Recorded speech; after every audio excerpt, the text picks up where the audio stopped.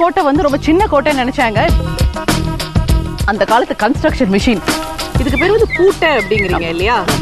கிரன்ச்சியா மொறுமொறுன்னு இருக்கு.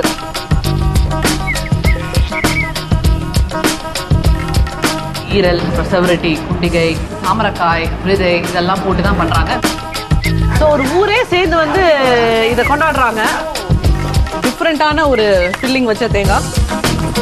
இதோட பேர் வந்து ஆம்பர் தஹி பாத். எல்லாம் இறம்ப இவ்வளோ சாப்பாடு வைப்பாங்கன்னு சத்தியமா நான் வந்து எதிர்பார்க்கவே இல்லை.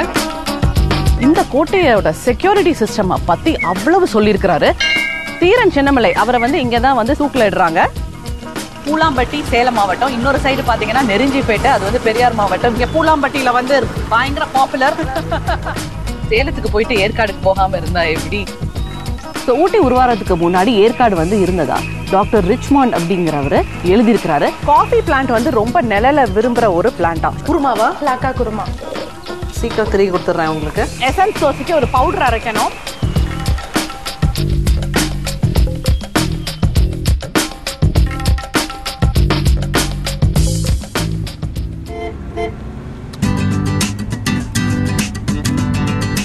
ஃபர்ஸ்ட் நான் போன ஊர் வந்து பழவேற்காடு. அங்கே பார்த்தீங்கன்னா நிறைய போட்டிங், ஃபிஷிங், கிராப் அப்படின்னு புது புது அட்வென்ச்சர்னு நிறைய பண்ணியாச்சு. ரெண்டாவது வந்து நான் போன ஊர் வந்து காஞ்சிபுரம்.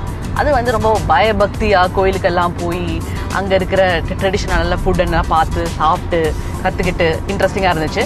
மூணாவது நான் ட்ராவல் பண்ண போகிறது வந்து கொஞ்சம் சென்னையை விட்டு எக்ஸ்டீரியராக போகலாம் அப்படின்னு ஒரு பிளானில் இப்போ ட்ரை பண்ணி போயிட்டுருக்கிறேன். ரொம்ப இன்ட்ரெஸ்டிங்கான ஒரு லேண்ட்ஸ்கேப்பு, நல்ல பச்சை பச்சைன்னு க்ரீனரி. அது மட்டும் இல்லாமல் இந்த ஊரை சுற்றி ஒரு 2-3 இன்ட்ரெஸ்டிங்கான பிளேசஸ்க்கும் போக போகிறேன். ஸோ சேலம், அங்கே தான் நான் வந்து போயிட்டுருக்கேன். ஃபர்ஸ்ட் சேலம் போகிறதுக்கு முன்னாடி ஆத்தூர், அங்கே போயிட்டு அங்கே இருக்கிற ஃபுட்டு, அங்கே இருக்கிற கல்ச்சர் நான் வந்து கற்றுக்க போகிறேன். ஸோ இந்த ஜேர்னி ரொம்ப ஜாலியாக இருக்க போகுதுன்னு நினைக்கிறேன். So let's travel. ஸோ சென்னையிலேருந்து 5 ஹவர் ட்ராவலில் தான் ஆத்தூர் இருக்குது. ஆத்தூர்ல இருந்து சேலம் வந்து 47 கிலோமீட்டர் தான். கோவில், தென்னை மரம், சுத்தி மலைகள், அதுக்கு நடுவில் ஒரு அழகான ஊர் தான் இந்த ஆத்தூர். நான் கண்டிப்பாக இந்த ஊருக்கு வரணும்னு நினைச்சதுக்கு மிக முக்கிய காரணம் ஆத்தூர் கோட்டையோட சிறப்பை கேள்விப்பட்டு தான். கோட்டைனா ஊருக்கு வெளியில தனியாக இருக்குன்னு நினைச்சுதான் அதை தேடி போனேன். ஆனால் நான் நினைச்ச மாதிரி இல்லாமல் நடு ஊருக்குள்ள சின்ன வீதிக்குள்ள போய் தான் இந்த கோட்டைக்குள்ள போகணும். கோட்டைக்குள்ள போற வழியிலேயே கோட்டையோட நுழைவு வாயில என்னால பார்க்க முடிஞ்சுது. ஆனா இப்ப அதை பூட்டு போட்டு வச்சிருக்காங்க. தாரமங்கலம் கோயில் கட்டிய கெட்டி முதலிய வம்சத்தினர் தான் இந்த கோட்டையை கட்டியிருக்காங்க.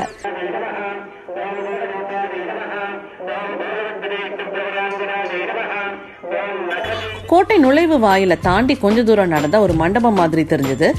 அதனால கிட்ட போய் பார்த்தேன். அது கோட்டையோட மீட்டிங் ஹால், அதாவது ஆலோசனை கூடம். இதோட பேர் வந்து தர்பார் மண்டபம். ஸோ இங்கே தான் அந்த காலத்தில் அரசாங்கத்தில் இருக்கிற எல்லாரும் கூடி முக்கிய முடிவுகளை எடுப்பாங்களாம். ஸோ இதெல்லாம் பார்த்த ஆச்சரியத்தோடையும் வியப்போடையும் கோட்டையை நோக்கி நடந்தேன். அதே வீதிக்குள்ள நடந்து போகும்போது ஒரு கோடவுன் மாதிரி ஒன்று கண்ணில் பட்டுச்சு. அது வந்து தானிய களஞ்சியம்.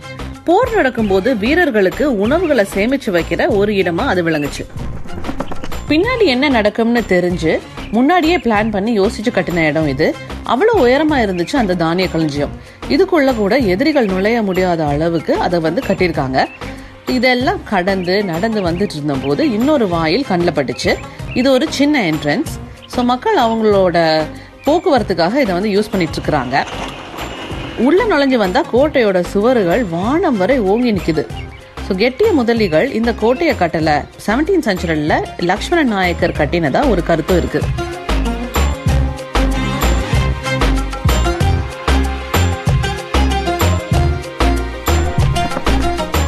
$62 ஏக்கர்ஸ்ல கட்டப்பட்ட அழகான கற்கோட்டை இது. 17th செஞ்சுரியோட பாதியில ஹைதர் அலி கைக்கு இந்த கோட்டை வந்து சேருது. ஸோ மைசூர் போருக்கு அப்புறமா 23rd மெட்ராஸ் ரெஜிமெண்ட் ஹெட் குவார்ட்டர்ஸா ஆகுது இது. ஸோ 18th செஞ்சுரியில ராணுவ முக்கியத்துவம் உள்ள ஒரு இடமா இது இருந்திருக்கு. ஜென்ரலா எல்லா கோட்டைக்குமே ஒரு ப்ரொடெக்ஷன் மெக்கானிசம் இருக்கும். இங்கேயும் அப்படிதான். என்னோட லெஃப்ட்ல இருக்கிறதுக்கு பேர் வந்து அகழி. இதுல தான் வந்து நிறைய தண்ணி ஃபில் பண்ணி வச்சு இதுக்குள்ள முதல்ல எல்லாம் வந்து போட்டு வச்சிருப்பாங்க. ஸோ யாரும் வந்து ஈஸியா உள்ள நுழைய முடியாது. இதுக்கு தண்ணி எப்படி வருது அப்படின்னு பாத்தீங்கன்னா, இங்க வந்து வசிஷ்ட நதி இருக்கு. அங்க இருந்து இங்க தண்ணி உள்ள வர்றதுக்கும் வழி இருக்கு, இங்க இருக்கிற தண்ணி வெளியில போறதுக்கும் ஒரு வழி இருக்கு. எவ்வளவு ஒரு மாஸ்டர் பீஸ் மைண்டோட இதை வந்து அவங்க செட்டப் பண்ணியிருக்காங்கன்னு பாருங்க. ஆங்கிலேயரோட சமாதி இப்பவும் இங்கே இருக்கு. ராணுவத்துல இருந்த படைத்தளபதி கேப்டனோட சமாதிகள் தான் இது.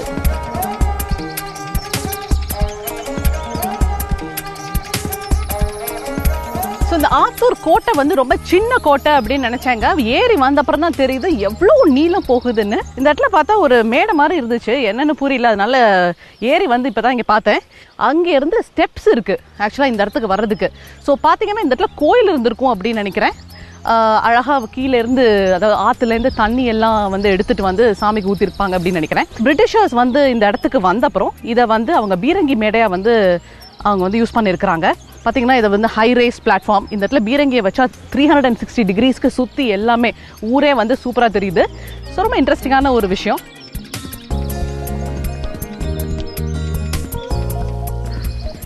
ஸோ என் பின்னாடி வந்து தெரிகிற மலை வந்து கல்வராயன் மலை. அந்த மலையிலேருந்து தான் இந்த கோட்டையை கட்டுறதுக்கு கல்லெல்லாம் எடுத்துகிட்டு வந்திருக்காங்க அப்படின்னு சொல்லிக்கிறாங்க.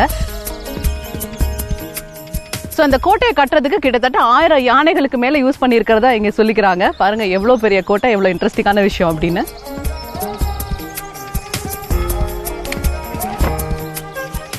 ஸோ அங்கே கீழே தெரியுது பாருங்க, அது வந்து சுரங்கப்பாதை அப்படிங்கிறாங்க. இங்கே இருக்கிற மக்கள் எல்லாம் அது அரண்மனையிலேருந்து இந்த இடத்துக்கு லிங்க் இருக்கிறதா வந்து அவங்களாம் சொல்றாங்க. பட் ஆக்சுவலாக இன்வெஸ்டிகேட் பண்ணி பார்த்ததுல என்ன தெரியுது அப்படின்னா, இது அரண்மனையிலேருந்து இருக்கிற வேஸ்டேஜ் எல்லாம் இது வழியா வந்து இங்கே இருக்க நதியோட கலக்குதான். இந்த கோட்டைக்கு பின்னாடி ஒரு கதை இருக்கு. தாரமங்கலத்துல வந்து கெட்டி முதலியார் வந்து ஆட்சி பண்ணிட்டு இருக்காங்க. அவங்க வந்து இங்க ஆத்தூருக்கு வந்து இந்த ஆத்தூரை வந்து கேப்சர் பண்ணிக்கிறாங்க. அப்ப ரூல் பண்ணிட்டு இருக்கிற ராஜா வந்து ஒரு நாள் வேட்டைக்கு போறாரு. வேட்டைக்கு போகும்போது ஒரு முயல் ஒண்ணு பாக்குறாரு. தாரமங்கலத்துல வந்து கெட்டி முதலியார் வந்து ஆட்சி பண்ணிட்டு இருக்காங்க. அவங்க வந்து இங்க ஆத்தூருக்கு வந்து இந்த ஆத்தூரை வந்து கேப்சர் பண்ணிக்கிறாங்க. அப்ப ரூல் பண்ணிட்டு இருக்கிற ராஜா வந்து ஒரு நாள் வேட்டைக்கு போறாரு. வேட்டைக்கு போகும்போது ஒரு முயல் ஒண்ணு பாக்குறாரு. இப்ப பார்த்தோன்னா அந்த முயல் எப்படியாவது பிடிக்கணும்னு அவருக்கு வந்து ரொம்ப ஆசையா இருக்கு. ஸோ அது பின்னாடி அப்படி போறாரு. அந்த முயல் வந்து சடனா ஒரு புதருக்குள்ள போய் வந்து அப்படி மறைஞ்சு போயிருது. ஸோ ராஜா வந்து இமீடியட்டா அவரோட வீரர்கள் கிட்ட வந்து கட்டளையிடுறாரு, எல்லா இடத்தையும் தோண்டி பாருங்க, இந்த முயலை பிடிக்கலாம் அப்படின்னு. ஸோ அப்படி மண்ணை தோண்டி பூமியை தோண்டி பார்க்கும்போது அவங்களுக்கு வந்து 7 தவளைகள், அதாவது 7 பானைகள் ஃபுல்லா தங்க காசு வந்து கிடைச்சிதாங்க. ஸோ அந்த காசை வச்சுதான் இந்த கோட்டையை கட்டியிருக்காங்களாம். அது மட்டும் இல்லாம அதுல ஒன் ஆஃப் த தவளை, அதாவது ஒன் ஆஃப் த பானை இன்னும் இங்க இருக்க பெருமாள் கோயில்ல பொக்கிஷமா பாதுகாத்து வச்சிருக்காங்க. இந்த கோட்டைக்குள்ள நான் அடுத்த பார்த்த இடம் ஒரு அழகான பிளேஸ். ஸோ என் பின்னாடி தெரியுறது வந்து ஒரு அருமையான ஒரு ஸ்விம்மிங் பூல், ராஜா ராணியோட ஸ்விம்மிங் பூல். அதோட லெஃப்ட் அண்ட் ரைட் சைட் பார்த்தீங்கன்னா அதாவது ட்ரெஸ்ஸிங் ரூம்ஸ் எல்லாம் இருக்கு.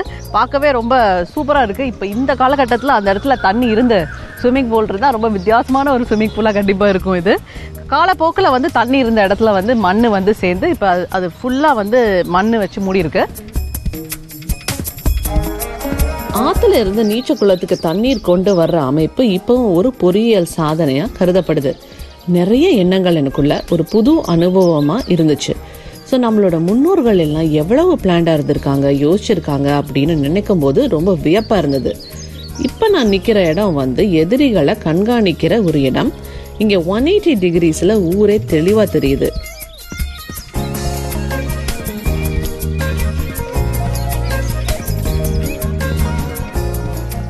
இது என்ன அப்படின்னு பாத்தீங்கன்னா அந்த காலத்து கன்ஸ்ட்ரக்ஷன் மிஷின் பார்க்கவே வந்து எவ்வளவு சூப்பரா இருக்கு பாருங்க. ஸோ இந்த காலத்துல தான் வந்து விதவிதமா மிஷின் இருக்கு. அந்த காலத்துல இதை வந்து எதுக்கு யூஸ் பண்ணிருக்காங்க அப்படின்னா, இந்த ஜல்லி அப்புறம் வந்து சுண்ணாம்பு அதெல்லாம் இருக்கு இல்லையா, அதெல்லாம் போட்டு இதுல நல்லா அரைச்சு இப்ப கல் வச்சுதானே கட்டுறாங்க. அது கல் ரெண்டையும் வந்து பூசணும் இல்லையா, அதை ஃபில்லிங்காக உள்ள சாமானெல்லாம் இதுல போட்டு அரைச்சிருக்காங்க. இதுல வந்து முட்டை, அதாவது முட்டையோட வெள்ளைக்கரு அதெல்லாம் கூட சேர்ப்பாங்களாம். ஸோ ஒரு சூப்பரான ஒரு மெக்கானிக்ஸாக இருக்குது. பார்த்தீங்கன்னா பின்னாடி ஒரு வீல் இருக்குது. அதை வச்சு அதை அப்படியே சுற்றுனாங்கன்னா இங்கே மேலே இருக்க வீல் வந்து சுற்றுது. அதை வந்து இன்டர்ன் கீழே 2 வீல் இருக்குது, அது வந்து அதனால ட்விஸ்ட் ஆகுது. ஸோ அப்புறம் எல்லாம் அரைப்பட வேண்டியதெல்லாம் சூப்பராக அரைப்பட்டு அதை அப்படி எடுத்து கல்லில் வந்து பூச வேண்டியதுதான் பாக்கி. ஒரு 200-250 இயர்ஸாக இந்த மிஷின் வந்து இங்கே இருக்குது, சாலிடாக நிற்கிது பாருங்க.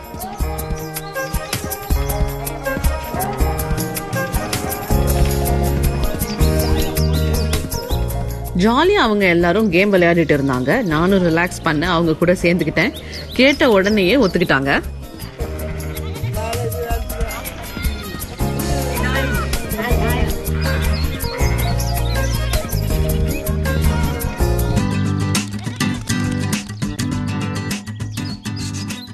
ஒரு மதியம் கடந்த பொழுதுல ஆத்தூர்ல இருக்கிற மஞ்சனி அப்படிங்கிற ஒரு அழகான கிராமத்துக்கு தான் அடுத்து போனேன். அந்த கிராமம் ரொம்ப ஃபேமஸ் ஒரு விஷயத்துக்கு, அதுதான் சோளம். எனக்கு சரஸ்வதி வந்து சோளத்துல ஒரு டேஸ்டியான ஸ்நாக்ஸ் செஞ்சு தரேன்னு சொன்னாங்க. ஸோ அவங்க வீட்டுக்கு போற வழியில என்னோட ரைட் ஹேண்ட் சைட்ல ஒரு சூப்பரான மஞ்சள் தோட்டம் இருந்தது. ஸோ மஞ்சள் வந்து கிட்டத்தட்ட 1 year வந்து ஆகுமாங்க இந்த மஞ்சள் வந்து விளையறதுக்கு. ஸோ கிட்டத்தட்ட அவங்க வந்து ஜூன்ல வந்து அதை எடுத்த அப்புறம் நல்ல மஞ்சள்லாம் இருக்கு பாருங்க. அதாவது எந்தவித இம்பியூரிட்டியும் இல்லாத மஞ்சளை வந்து அவங்க தனியா எடுத்து வச்சு ஒரு பாதுகாப்பான ரூம்ல வைக்கிறாங்க. அது முளை கட்டுற வரைக்கும் வெயிட் பண்றாங்க. அது முளை கட்டின அப்புறம் அது தூர் விட்ட அப்புறம் இது மாதிரி கொண்டாந்து நடுறாங்க. ஸோ அது வளர்றதுக்கு வந்து கிட்டத்தட்ட 1 year ஆகுமா. ஜூன்ல தான் விளைச்சி பண்ணுவாங்களாம்.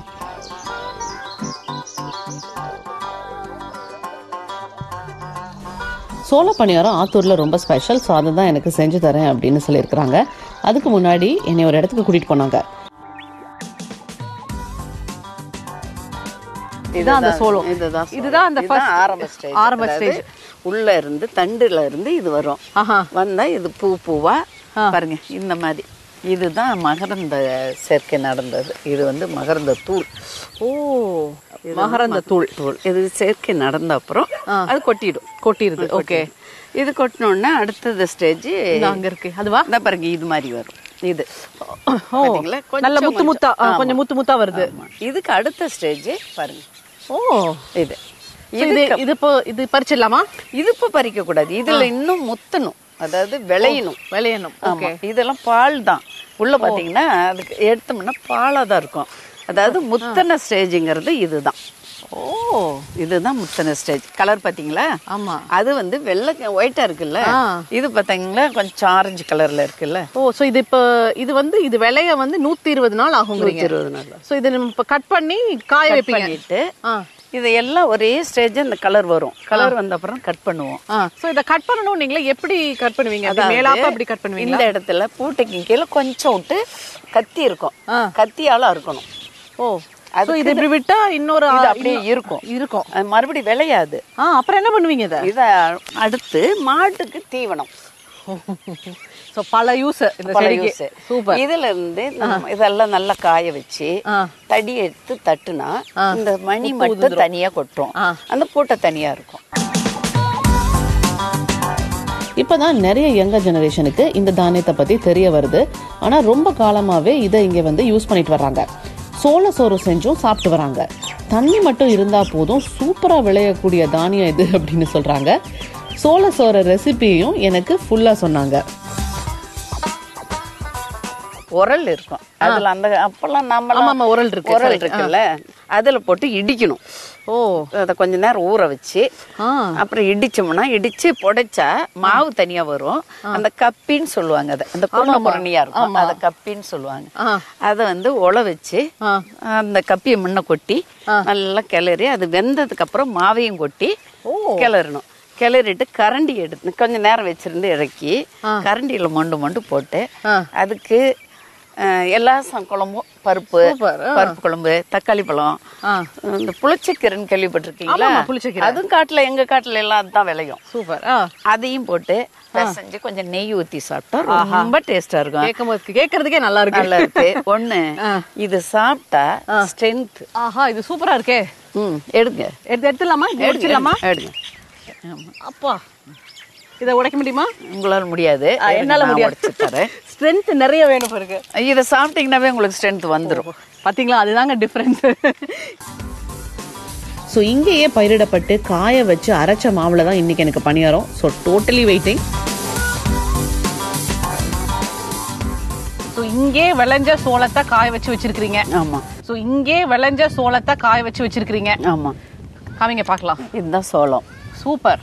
அதுல இருந்து எடுத்ததுதான் இது. சோ காஞ்சா வந்து கொஞ்சம் சின்னமாயிருது. ஆமா, இது காய வச்சிருக்கிறது. சோ அதோட ஈரத்தன்மை கொஞ்சம் குறையறதுனால சின்னமாயிருது. ஓகே, 3 பங்கு சோளம், 2 பங்கு புழுங்கல் அரிசி, 1 பங்கு உளுத்தம்பருப்பு, 1 பங்கு உளுத்தம்பருப்பு. இது 3 2 1. ஓகே, மார்னிங் கலந்து ஊற வச்சிரணும் நல்லா. ஓகே, ஊற வச்சு ஆட்டணும். ரொம்ப நைஸ் ஆட்டக்கூடாது, ஓரளவுக்கு கொஞ்சம் கொஞ்சம் இருக்க மாதிரி ஆட்டி எடுக்கணும். சூப்பர். அரைச்ச மாவுல வெங்காயம், பச்சை மிளகாய் தாளிச்சு, அப்புறம் கருவேப்பிலை, கொத்தமல்லி, உப்பு போட்டு கலந்து ரெடியா இருக்கு. மாவே சூப்பர் வாசனையா இருக்கு. ஸோ கல்லில் எண்ணெயை விட்டு காய்ஞ்சதும் மாவை ஊற்றி வேக விடணும். இப்போ நான் கடைசி பணியாரத்தை நான் வந்து ஊற்றிடுறேன்.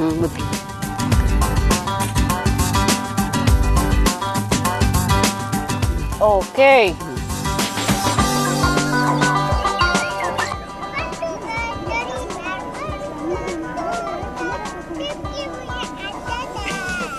ஸோ குழிப்பணியாரம் வந்து இப்போ சூப்பராக வெந்துட்டு இருக்கு. அது வெந்துகிட்டு இருக்க கேப்ல நான் வந்து ஒரு சின்ன விஷயம் ஒன்று நோட்டீஸ் பண்ணேன். அது என்னன்னு பார்த்துட்டு வந்துடலாம்.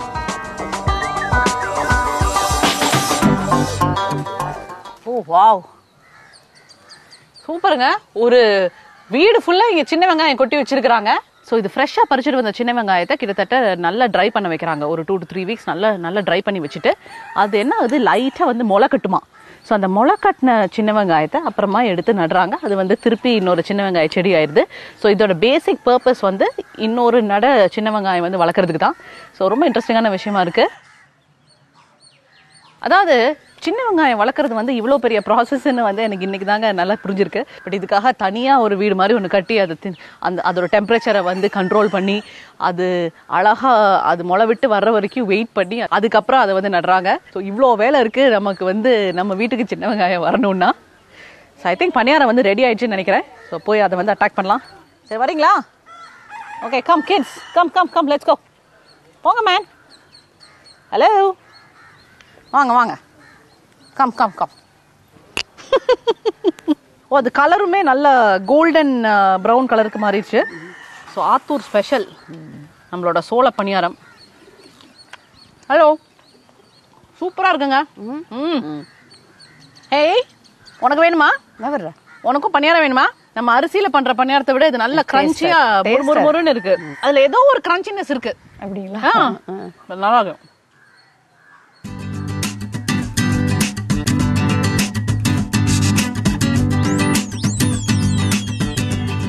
ஆக்சுவலா இங்க உள்ள நுழையும் போது தான் ஒருத்தங்க வந்து மாட்டுல இருந்து பால் கறந்துட்டு இருந்தாங்க. அந்த பாலை தான் வந்து ஃப்ரெஷ்ஷா எனக்கு டீ போட்டு கொடுத்துருக்காங்க. ஸோ அருமையான ஒரு டீ, ஃப்ரெஷ்ஷான ஒரு பால், இவ்வளோ அருமையான ஒரு சூழல், சூப்பரா இருக்குங்க. ஜாலியாக என்ஜாய் பண்ணிட்டு இருக்கேன் என்னோட டீயை. ஆடு, மாடு, கோழி, வயல்னு அந்த இடத்த விட்டு வர மனசு இல்லாம தான் கிளம்பினேன். மலைகளுக்கு நடுவுல சூரியன் மறைய ஆரம்பிச்சிருச்சு. நானும் ஆத்தூர்ல இருந்து சேலத்துக்கு கிளம்பிட்டேன். லேசா தூரல் போட்டுட்டு இருந்துச்சு. சேலத்துக்குள்ள நுழைஞ்சேன். ஜென்ரலா மழை வந்தா வீட்டுக்குள்ளதான் எல்லாரும் போவாங்க. ஆனா சேலத்துல அப்படியே ஆப்போசிட். சேலம் சுத்தி இருக்க ஊர்கள், வெளியூர், இப்படி எல்லா ஊர்ல இருந்தும் மக்கள் கூட்டம் கூட்டமா அங்க வந்திருந்தாங்க. எதுக்குன்னா சேலத்துல நடக்கிற வண்டி வேடிக்கை திருவிழாவை பாக்குறதுக்கு தான். என்ன மாதிரியே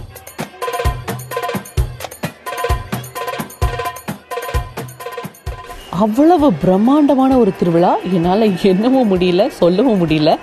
அவ்வளோ தூரத்துக்கு மக்கள் கூட்டமா இருந்தாங்க. வண்டி வேடிக்கை திருவிழா அப்படின்னா ஊர் மக்கள் சாமி போல வேடம் போட்டு அலங்கார வாகனத்துல ஊர் முழுக்க ஊர்வலம் வர்றாங்க. அந்த வண்டிகளை மக்கள் வேடிக்கை பார்க்கறாங்க. தமிழகத்துல இது போல ஒரு திருவிழா வேற எங்கேயுமே நடக்கல. ஆடி மாத இறுதியில இந்த திருவிழா நடக்குது. ஸோ நான் போனதும் கரெக்டான டைம். புராண கதைகளை மக்களுக்கு சொல்ற விதத்துல வேடம் அணிந்து ஊர்வலம் வர்றாங்க. நேர்த்திக்கடன் செலுத்துறதுக்காகத்தான் முதல்ல இந்த திருவிழாவை ஆரம்பிச்சிருக்காங்க. அதை அப்படியே தொடர்ந்தும் நடத்திட்டு வர்றாங்க.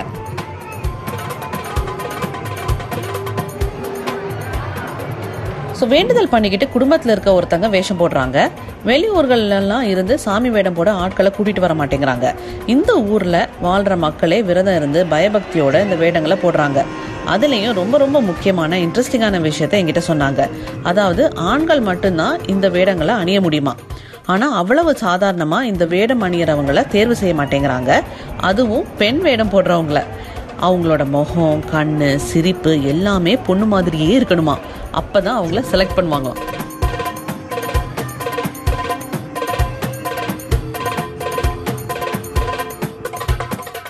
ஸோ மேக்கப் எல்லாம் போட்டுக்கிட்டு பார்த்து சரியா இருந்தா மட்டும் தாங்க திருவிழாவில் வேஷம் போட விடுறாங்க. சரஸ்வதி வேஷம் போட்டவங்களை பார்த்த அப்புறம் தான் என்னால் இதை உணரவே முடிஞ்சுது. பெரியவங்க மட்டும் இல்லாமல் சின்ன பசங்களும் வேடம் போட்டு சூப்பராக வர்றாங்க. சின்ன கிருஷ்ணர் அவ்வளோ அழகாக இருந்தார். மிகப்பெரிய சாமி சிலைகளையும் என்னால் பார்க்க முடிஞ்சுது. ரொம்ப உற்சாகமாக எல்லாரும் இந்த திருவிழாவில் கலந்துக்கிறாங்க. எனக்கும் ரொம்ப புதுசாகவும் சந்தோஷமாகவும் இருந்தது இந்த திருவிழாவில் கலந்துக்கிட்டது.